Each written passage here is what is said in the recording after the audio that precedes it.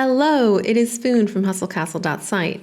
In this video, I'm going to do a high-level overview of what matters and what you should be paying attention to in this game, kind of like a Hustle Castle 101. I'm making this video with a newer player in mind who is watching, but I'm going to talk about which gems you want and which sets are best, and some stuff that I know from comments and talking to players in game, and on Discord, that even further along players are also hungry for information on. So yeah, start an auto battle in the Titan Tower or in Gem Bay and stick around. Okay, so in the very beginning, the game is all about building your castle.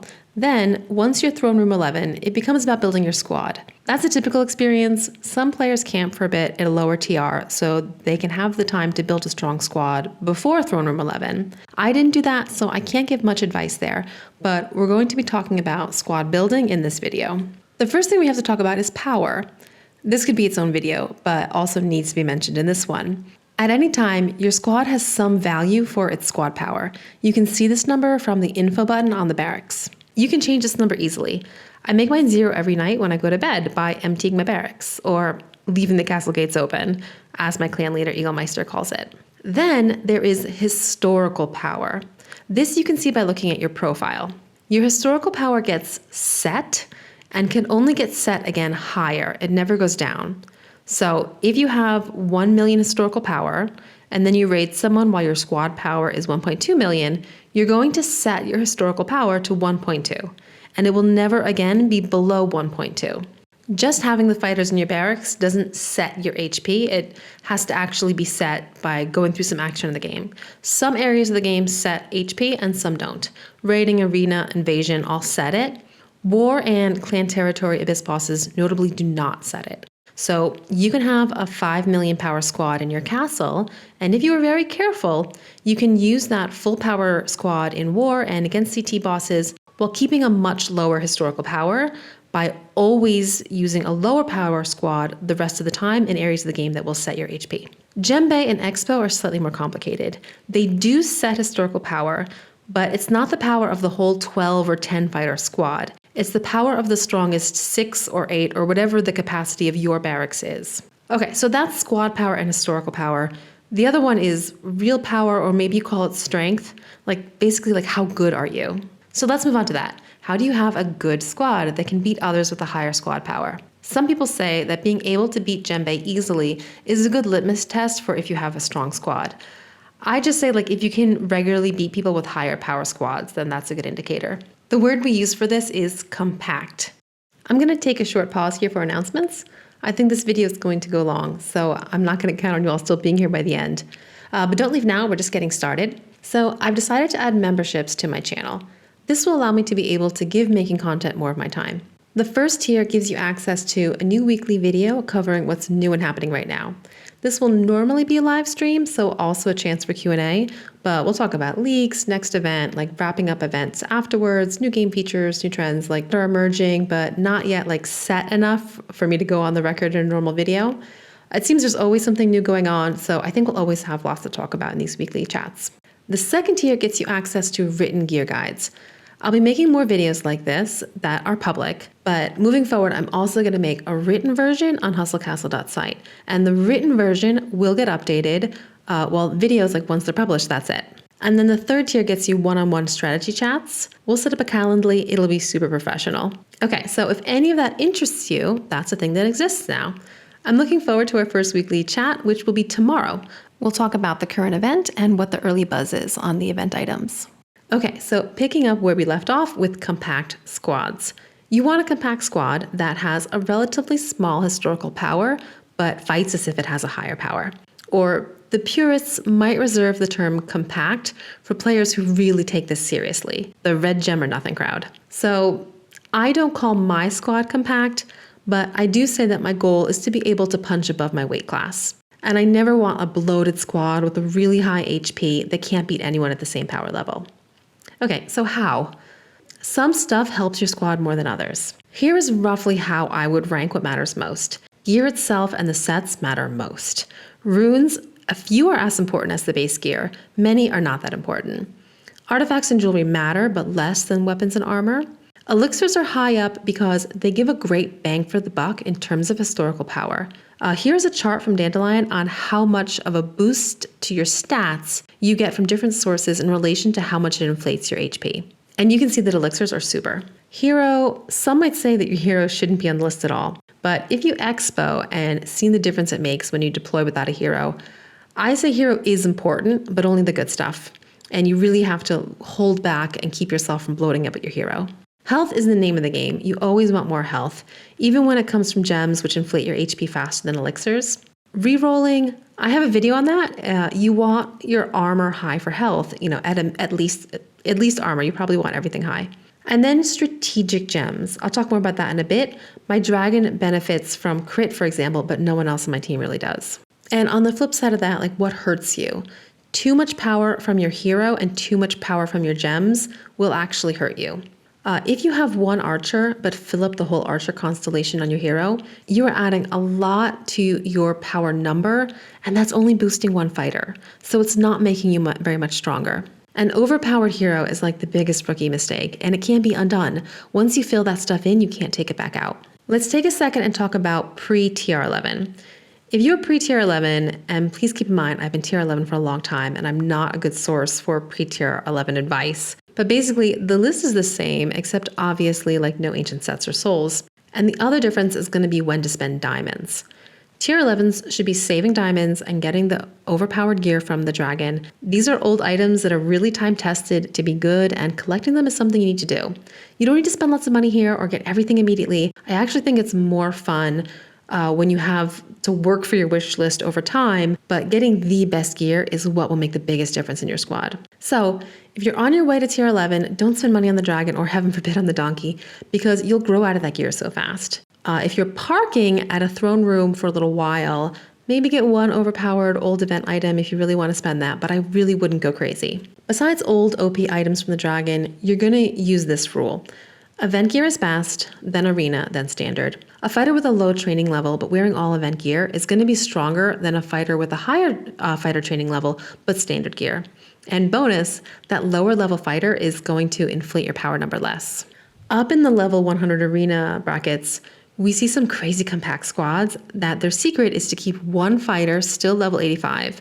So no ancient sets and no souls, but they can actually have duplicates of the same unique gear when one is level 85 and one is level 100. So like 2 crab armors, 2 runes of transformation, and just general like all the best runes covering that 185 guy, because they have a full set of level 85 runes in addition to a full set of level 100 runes. So I promise to say what sets are best. This changes. It changes a lot, but as of summer 2023, the best are Dragonborn with tank armor, Blade King, Incinerator, either a 4 out of 6 or a 6 out of 6, Cultist, Ranger, a Tank Mage, Snake Charmer, and Ice Angler. And new sets that look promising are Conqueror, Battle Mage, and Chrono Mage. Now stats. Who needs which gems, or elixirs, or manuscripts, or whatever? My first video was a damage explainer, and I really recommend it.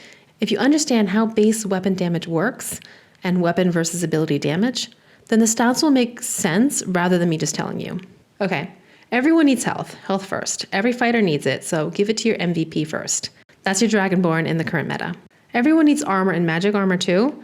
Magic armor used to be more important because the best players had mostly mage squads. Nowadays, still mostly mage squads, but the mages do support and damage comes from DB. So I would say regular armor is more important when you have to choose. The last defense stat is dodge. Armor filters a percentage of damage. Dodge, every hit, there's a % chance to dodge it. It's random. It happens a few times per battle. It's totally skippable in my opinion. I do give dodge elixirs to my mages though, because it doesn't add much to my power, and maybe I'll get lucky and they will dodge those ranger grenades. Oh, and there's one more defense stat I almost forgot, fortitude. This is one of the newer stats that we have elixirs but not gems. And it's an anti-stat. Fortitude makes it harder for the opponent to crit on you. And this one is really good, especially for players who are further along. And it's good for all your fighters because it's defense. So why do I love fortitude if I don't like crit? So when you add health, it literally adds to your fighter's health and damage as well. But everything else has a formula. Watch my armor explainer video for more details. And the higher the stat, the lower your return. Like basically the graph flattens out. We will never be able to make our fighters' armor filter 100% of damage or to crit every attack because, the return diminishes as you keep going higher. Since Fortitude is one of the new attributes, my fighters have less of it.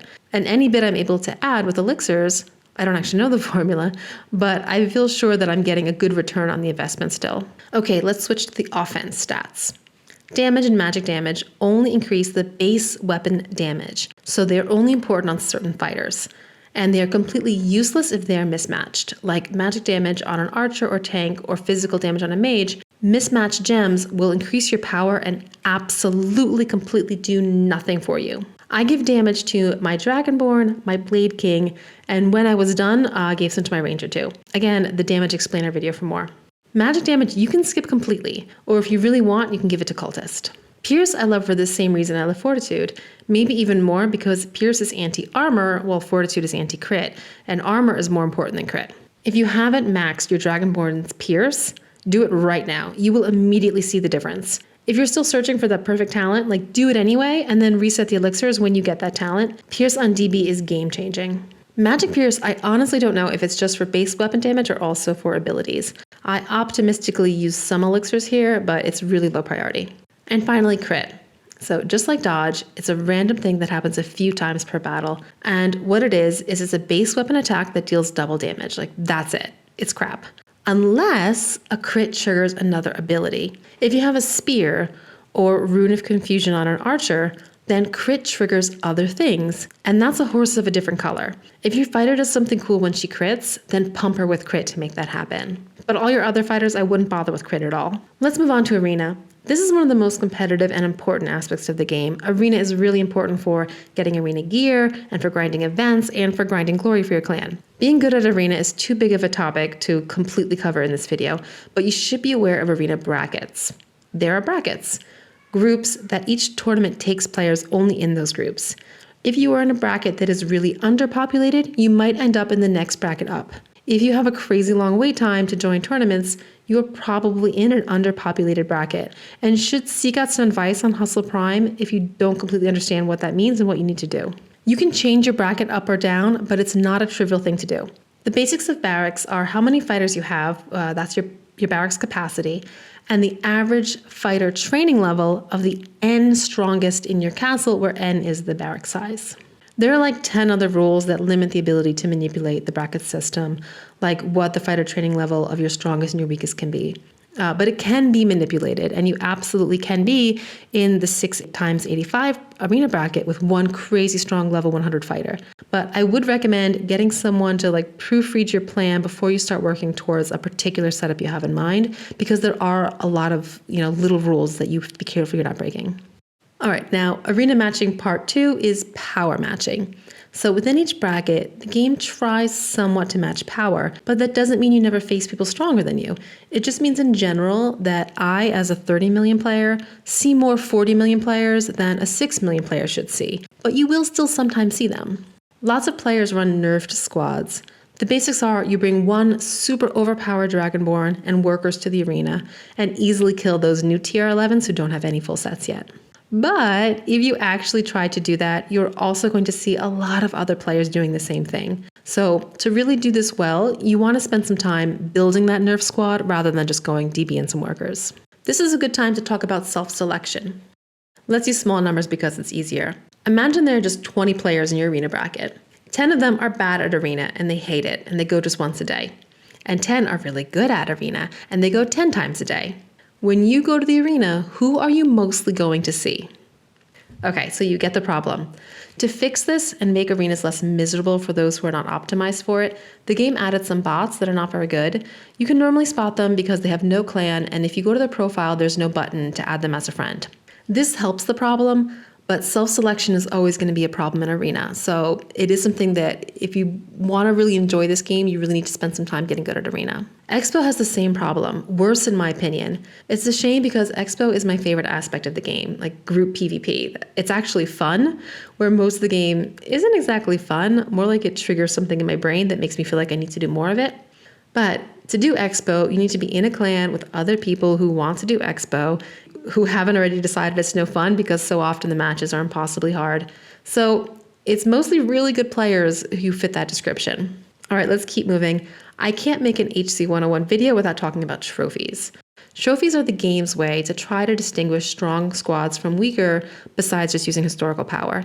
But it doesn't really work because everyone manipulates them. When you win PvP rating, you gain trophies, and when you lose them. Most players try to keep their trophies in a certain range where their PV map has opponents that have lots of mithril but are still easy to beat. That range will vary, so it just takes some experimenting. There are 3 ways to lower trophies. 1, you can purposely lose to players on your map by just sending 1 worker when you attack. 2, you can use the revenge in battle history. This doesn't cost anything, so it's really good. And finally, you can leave your barracks empty and hope people come and raid you. You'll lose the resources that they raid, but you can almost certainly get it back by having that better PvP map the next morning. Trophies definitely affect the PvP map or the raiding map. There is speculation that they also affect all sorts of matching from arena to war as well, but I don't have facts on that. Okay, so finally what you need is people. My friend and game mentor Nellie taught me all of this, and she was also there to reassure me when someone else said something that seemed wrong to say, yeah, that's wrong, don't worry. The community is the best thing about Hustle Castle, by far. We've got Hustle Castle Prime Discord, and we've got a good Reddit too, and so many great clans. My clan Stacks is in the middle of a merger, so we don't currently have space, but unfortunately I'm sure that won't be the case for long. Virtually all clans are always recruiting, and if you're playing at the level where you watch videos like this to the end, you're a hot commodity.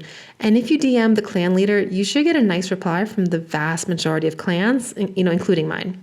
Now, if you're an 8-man, like 30 million plus squad with all the wrong sets and all the wrong gear, then it gets harder because your high historical power could push the clan to harder wars. So you bring a lot of weight, and they might not think you can carry that weight. For us in Stacks, if someone like that just applies in-game, it's a no. They haven't sought out advice before, so I have no reason to think they will start now. But if someone like that messages us about how they hope we can help them improve, that's totally different. You'll always get seriously considered with that kind of attitude. I think that's a good place to wrap it up. In summary, you need the right base gear and sets. Seek out advice to make sure you're on the right track there. Don't bloat your hero. Elixirs are good. Gems, just a few, and when in doubt, leave them empty. Remember to leave a comment with your game ID on this or any of my videos. Every week, 5 random winners are chosen from all new comments and win 250 diamonds, sponsored by the official Hustle Castle community. And if you're interested in the channel membership, that should be active now, and I'll be doing the first members weekly only update tomorrow. So I think that's it. Hopefully this was helpful for those of you that learned something, or reassuring for those of you who knew it all. And I'll see you in the next video or in game. Ciao.